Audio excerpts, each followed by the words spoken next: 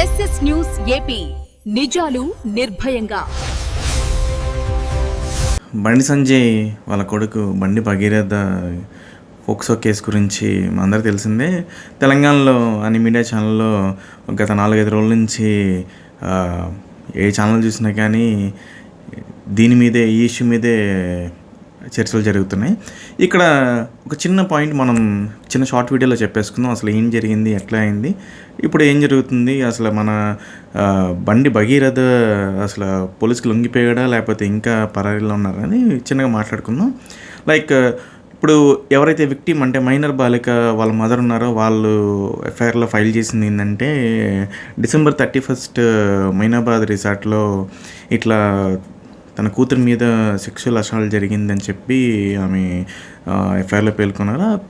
దాన్ని బట్టి ఆమె అసలు ఆ మైనరా కాదా అని చెప్పి బండి సంజయ్ వాళ్ళ వర్గం అంతా చెప్తుంది మైనర్ కాదు, అదేదో ఆధార్ కార్డులో వాళ్ళు మార్చారని చెప్పి. బట్ ఎంతవరకు కరెక్ట్ అనేది కోర్టు నిర్ణయిస్తుంది. అలాగే ఇక్కడ అంటే మిగతా కామన్ పీపుల్కి ఏంటి డౌట్ ఏంటంటే లైక్ న్యాయం గెలుస్తుందా లేకపోతే అధికారం గెలుస్తుందా అనేది. అంటే వాళ్ళు ఆ రెండింటిని ఇట్లా చూస్తున్నారు అనమాట, న్యాయమా అధికారమా అని.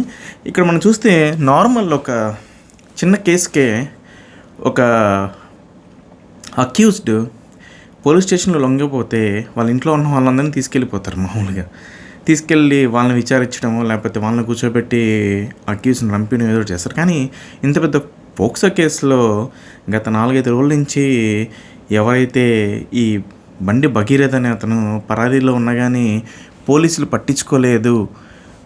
పట్టించుకోగాక వాళ్ళు ఇచ్చిన వేరే కంప్లైంట్ని దాన్ని ఇట్లా చేస్తున్నారని చెప్పి మాట్లాడుకుంటున్నారు. బట్ ఫైన్, అంటే లైక్ ఆల్మోస్ట్ కరెక్ట్గా చెప్పాలంటే కోర్టు దాన్ని ఇంకా తీర్పు ఇవ్వాల్సింది, మనం ఇవ్వలేం. బట్ అక్కడున్న పరిస్థితులు చూసినా కానీ మొన్న సెషన్స్ కోర్టులో కూడా బండి భగీరథ వైపు నిరంజన్ రెడ్డి లాయరు మాట్లాడారు. అంటే ఆయనకి లాయర్గా అంటే నిరంజన్ రెడ్డి మీకు తెలిసి ఉంటుంది. ఆయన కూడా మొన్న అల్లు అర్జున్ ఒక కేసులో కూడా నిరంజన్ రెడ్డి ఉన్నారు. అంటే సినిమా హాల్ దగ్గర తొక్కిస్లాట్లో ఒక బాలుడు అండ్ మదర్ చనిపోయారు. సో దాన్ని డీల్ చేసింది కూడా నిరంజన్ రెడ్డి. ఇక్కడ మనం సెషన్స్ కోర్టు మీరు ఒకసారి లైవ్ అది ఆ వీడియో కానీ చూస్తే అంటే అక్కడ ప్రజలు అడిగేది ఏంటంటే నిరంజన్ రెడ్డికి 1.5 hour టైం ఇచ్చారు తను మాట్లాడడానికి తన క్లయింట్ తరపున. కానీ పబ్లిక్ ప్రాసిక్యూటర్ ఎందుకు 2 నిమిషాలే మాట్లాడాడు, ఆ 2 నిమిషాలు మాట్లాడడంలో ఏం ఆంతర్యం ఉంది, అతను ఎందుకు మాట్లాడలేదు, లేకపోతే వీళ్ళు టైం ఇవ్వలేదా, లేకపోతే నిజంగానే పబ్లిక్ ప్రాసిక్యూటరు ఏదో నామమాత్రానికి మాట్లాడాలి కాబట్టి ఒక 2-3 నిమిషాలు మాట్లాడాలనేది అక్కడ ఒక పెద్ద చర్చ జరుగుతుంది. బట్ అది అంటే ఎంతవరకు కరెక్ట్ అనేది మనం చూడాలి. అలాగే మనం ఆ పర్టికులర్ పోక్సో కేసు ఏదైతే పడిందో బండి భగీరథ మీద, అది కానీ నిజంగానే నిరూపించబడితే ఆ కేసులు ఏదైతే పోక్సో 5, 6 and 11 ఇంకొకటి ఏదో సెక్షన్ ఉంది, ఆ సెక్షన్లు ఏంటంటే ఇది కానీ నిర్ధారణ అయితే బండి భగీరథకి ఒక 20 నుంచి 25 ఏళ్ళు పడే అవకాశం ఉంది జైలు శిక్ష.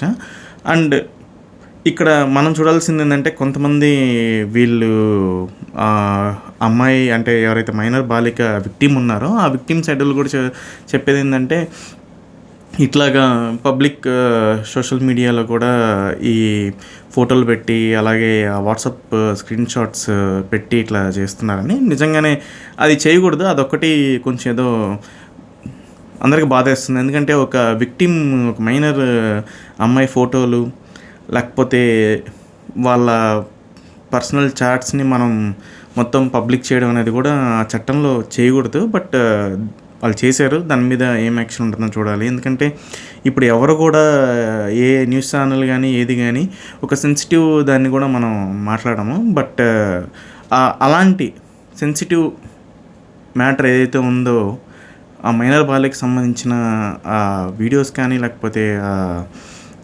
ఫొటోస్ లేకపోతే ఆ చార్ట్స్ పెట్టడం ఎంతవరకు కరెక్ట్ అనేది మీరు కమెంట్లో తెలపండి. బట్ అవి చేశారు, ఎందుకంటే మనం చాలా వరకు సోషల్ మీడియాలో మనం చూస్తున్నాం అవన్నీ సర్క్యులేట్ అవుతున్నాయి. బట్ ఈవెన్ దో అది తప్పు ఖచ్చితంగా, ఎందుకంటే ఒక మైనర్ బాలిక సంబంధించిన పర్సనల్ ఇమేజెస్ని మనం పోస్ట్ చేయకూడదు పబ్లిక్ మీడియాలో. That is fine. అంటే దాని మీద కూడా వాళ్ళు ఆల్రెడీ దాని మీద అబ్జెక్షన్ కూడా చేశారు. But yeah, they will decide. Please subscribe SS News AP.